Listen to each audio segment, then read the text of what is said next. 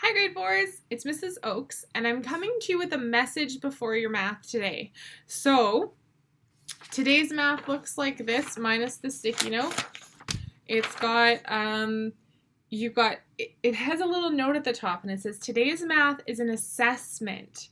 Please complete it to the best of your abilities on your own and send a picture to Mrs. Oakes when it's complete. Now, if you need some help at home and someone helps you, that's fine. Just put a note of it. So I'm not marking your mom's brothers, sisters, dads, uncles, grandma's work.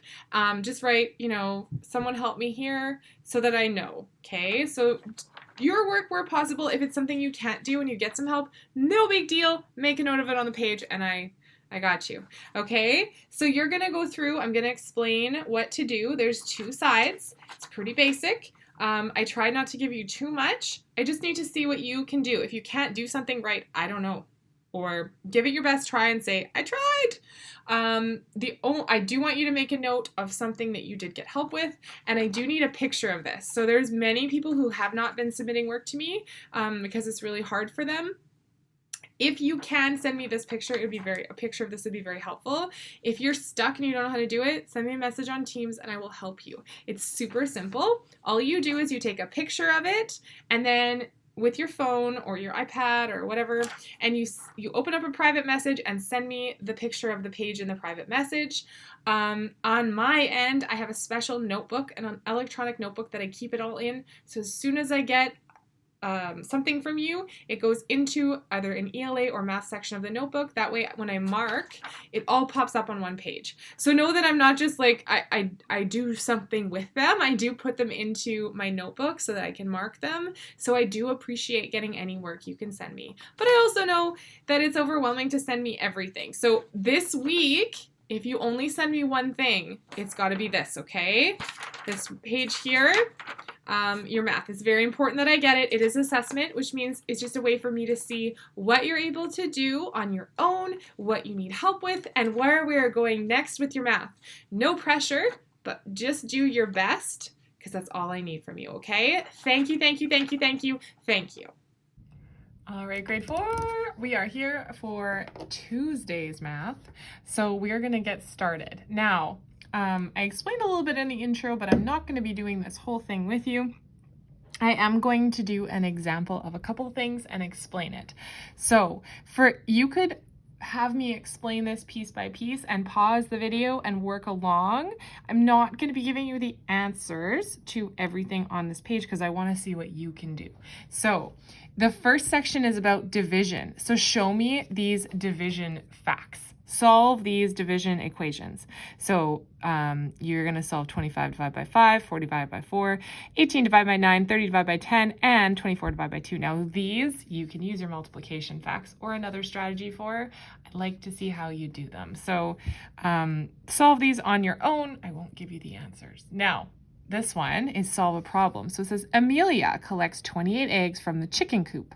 She divides them evenly into 4 buckets. How many eggs are in each bucket? I'm going to read it one more time, and then I'm not going to tell you how to solve it. I would like you to try and figure it out. So listen carefully. Amelia collects 28 eggs from the chicken coop. She divides them evenly into 4 buckets. How many eggs are in each bucket? Now, if you don't know how you're going to solve that one, I want you to close your eyes and listening to me. Try to visualize it. So imagine that Amelia has collected 28 eggs from the chicken coop. She divides them evenly into 4 buckets. How many eggs are in each bucket? So if you need to draw this, whatever you need to do to solve it, please do it. And show me what you did. Show me if you drew it. Show me if you just used a multiplication fact. How did you figure it out? And now it says use these 3 numbers to create 2 division equations and 2 multiplication equations. So this is something you would have done in grade 3.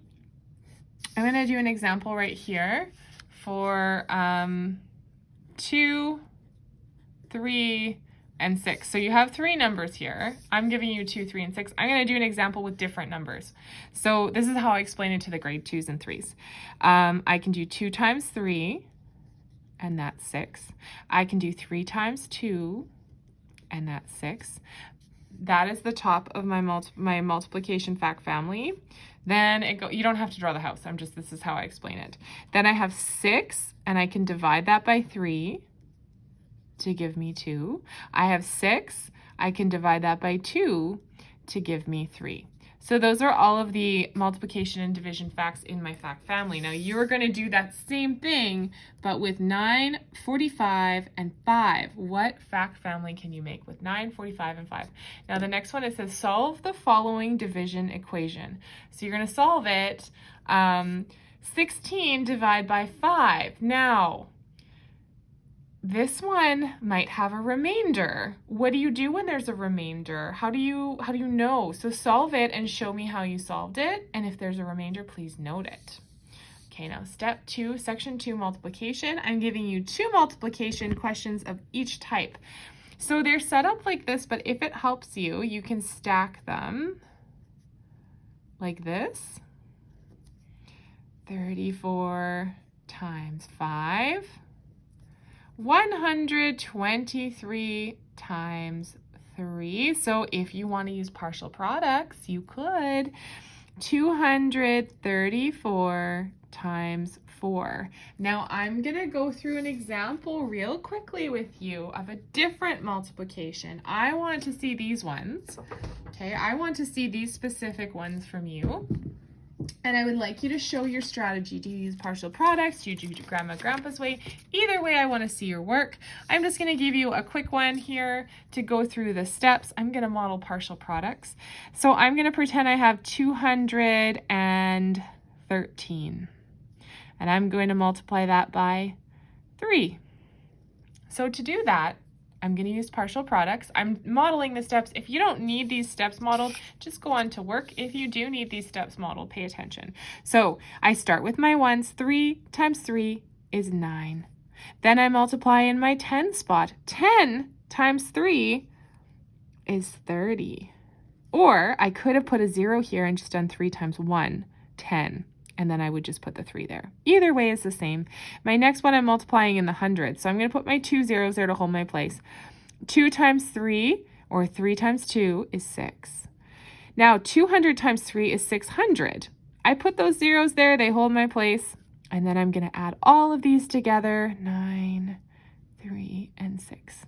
Okay, you might have a different way that you solve that. Maybe you write out 200 times 3, 10 times 3, and 3 times 3. Maybe you write all of those out. 200 times 3 is 600, 10 times 3 is 30, and 3 times 3 is 9, and then you add them all together. Maybe you do Grandma Grandpa's way. So I'm going to do here 213 times 3. So 3 times 3 is 9, 3 times 10 is 30. I just put the 30 there because I know I have a 9 is 39, right? It's just like adding 9 and 30. But when you do Grandma Grandpa's way, you put all in one. And then 3 times 200 is 600. So this is Grandma Grandpa's way. This is partial products, and this is kind of your own strategy. Some of you might be doing an addition strategy. Whatever your strategy is, I want to see it, and I'd like to see it for all 4 of these. So how would you solve these multiplication problems? Please don't just put the answer. I'd like to see how you do it. Do you stack it? So this was what I mean by showing your work. Show me what you did to solve it, okay? We're going to go on the back. So for this one, I'm going to do an example of each, but I'm going to have you do the rest, okay? Because again, I want to see your work. So it says, tune into the video for an explanation and examples. So all you're going to do is write the fraction that the shaded portion of each shape represents. So this right here is my shaded portion. So to put my bottom number, I count how many pieces altogether. 1, 2, 3, 4. So it's out of 4.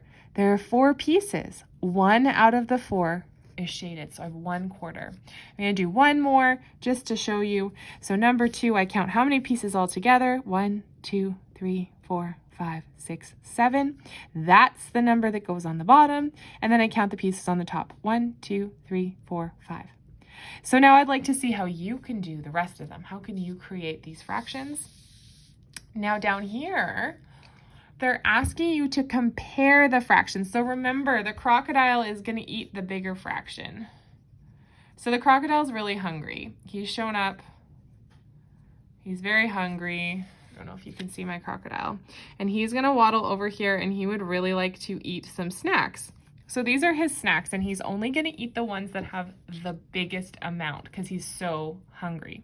So you're gonna go over here and you're gonna look and you're gonna say, okay, I'm gonna look at these fractions. If I was a hungry crocodile, which one would I wanna eat?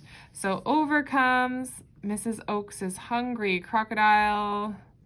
And she's a she. She's coming over here to eat some fractions. So the crocodile gets over here and it's comparing this. So you're going to compare the ones that are right next to each other. This one is shape broken into thirds. On this side, the crocodile would get 2 of those thirds. And on this side, he'd only get 1/3. So what's our crocodile going to do? He's going to face his mouth open to the bigger fraction. So you just put the crocodile's mouth in there. You don't have to draw the teeth. Just put the greater than symbol. So 2/3 is greater than 1/3. That's all you're doing. So go through and have that crocodile pay attention and have the crocodile eat. So pointing the crocodile's mouth to the bigger fraction, show me. So you're comparing the ones that are the same size or the same shape. So right here, you're comparing these two, which we already did. My crocodile wants this one. You're gonna compare the 2 flowers. Which flower would the crocodile eat? You're gonna compare the 2 squares. Which square would the crocodile eat? Which one is greater? You're gonna compare the 2 circles. Which one is greater? You're gonna compare the 2 parallelograms. Which one is greater? And you're gonna compare the 2 pentagons. Yep, just had to double check. So you're comparing which one is greater, which one is your crocodile gonna eat. Mrs. Oaks' crocodile is very hungry and I can't wait to see which ones you pick for the greatest. So the crocodile wants to eat the greatest fraction, the biggest fraction, the largest fraction. Okay, those are all words for the same thing. So that is your math for today. I'm not gonna give you any more explanation because I wanna see what you can do. Please, please, please, please, please, please, please, please send me a picture of your work for today. I don't require every single thing to be sent in, but this one I do. I will chase you for this one. So if you can only do one thing this week and get it into me, this is the one I want you to do. Okay, send me a picture in Teams or Class Dojo, and I am taking those pictures and I'm adding them to my own marking notebook. So no one else will see it but me, but then I will have everything I need to mark your work when I need to. Okay, so thank you very much. Please submit this to me today or as soon as you're done.